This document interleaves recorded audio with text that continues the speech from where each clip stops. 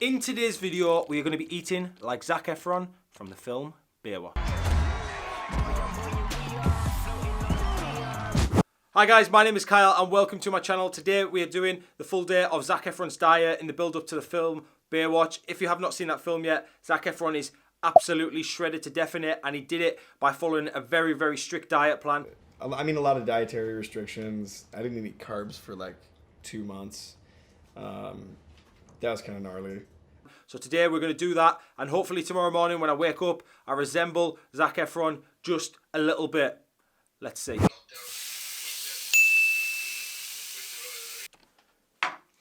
Okay, jumping into meal number one, and this is an absolute beast. We've got 4 scrambled eggs, 1 whole avocado, 6 ounces of chicken, which is roughly about 170 grams, and some mixed vegetables. So an absolute massive meal to start off the morning. Very high protein, quite a bit of fat, and all the carbs in this whole diet are really just from vegetables. So I'll put my source of where I got the meal plans from in the description down below, so you can see that there. But this meal itself probably comes to about 600 calories. I'll put it on the screen now so you can see exactly what it is. But he doesn't use any sauces at all. All he does is salt his food a little bit, which is really important when you're eating low carb anyway. So that is what we have done. So it's going to be quite bland, and we're going to see if we can get through it. Okay, so one of the other things that Zac has with his morning breakfast meal is a natural fat burning pill. And as we all know, fat burning pills are a bit of a myth. However, they do have things in them that do help you sustain a calorie deficit. One of them being caffeine. So to mimic Zac in this meal, I'm just going to pop a quick caffeine pill, which is one of these MyProtein ones, and hopefully this helps me start burning fat a bit more throughout the day. But I'm sure they won't do absolutely anything because if I'm giving me a bit of a buzz. Moving on to the next meal.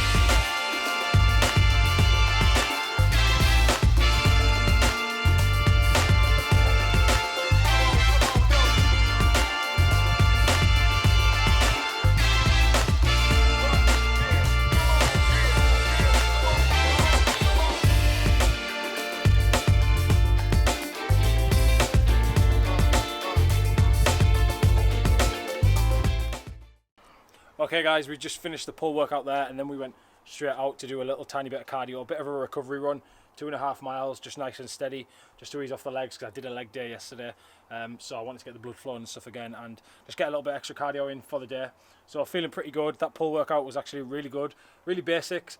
A lot of the exercises I do normally, and I try to do them best I could with the equipment I had. Obviously I didn't have any dumbbells, so we had to use just the plates to do the curls and stuff, but seemed to work really well. Had a really good workout, and now it is time for meal number 3, which is probably going to be the best meal of the day. Okay guys, checking in with meal number 3. This one is probably going to be my favourite one. We have got some cauliflower, which is about 100 grams a cup or something like that. The measurements will be on the screen now. And then we have got 5 ounces of steak, which looks unbelievable. So this is probably going to be the best meal of the day, in my opinion. And of course, we're washing it down with just some good old-fashioned Council Pop water. Whew. Here we go.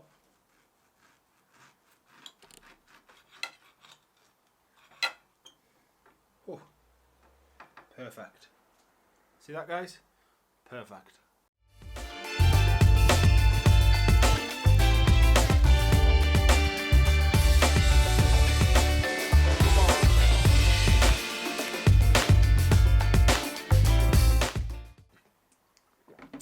Okay, meal number 3 in the books. Wasn't great, that meal, actually. It had a nice taste to it, the steak, but it was very tough and very bloody. So I apologise to you vegans, you vegetarians, and anyone that doesn't like the sight of blood on the plate, because I didn't really like it too much either, to be honest. The cauliflower, again, wasn't great. Didn't really have a very nice taste to it. You need some sauce with these meals, Zach. I'm not going to lie. You just need some 0-calorie sauce. It would make the world of difference with these things. But we're moving on to meal number 4 now. We've got 2 meals left to go. Meal number 4 is probably going to be another challenging one, because the thing that I've got to eat, I'm not really too keen on. I can eat it, but like I said, I'm not very keen on it. So it should be very, very interesting. Okay, we're just moving on to meal number 4 now, and we have a spinach salad with some salmon on the top. Having around about 8 ounces of salmon, so looks pretty good, but I bet it tastes awful. Not really a fan of salmon, to be honest, but shouldn't be too bad. A little bit of olive oil in there just to give it a little bit of flavour, and some salt. So we're going to have this one now, and then we've got 1 meal left to finish off the night, which is going to be a bit of a strange one.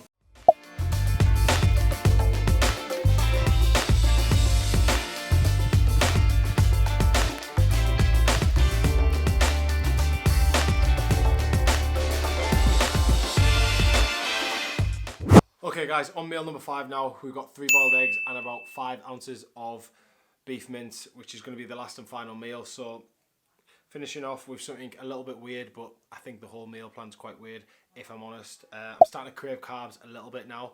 I've got like a little sweet tooth that's starting to crave, but this is the last meal. Hopefully it fills me up, and then we're going to review the whole meal plan straight after this.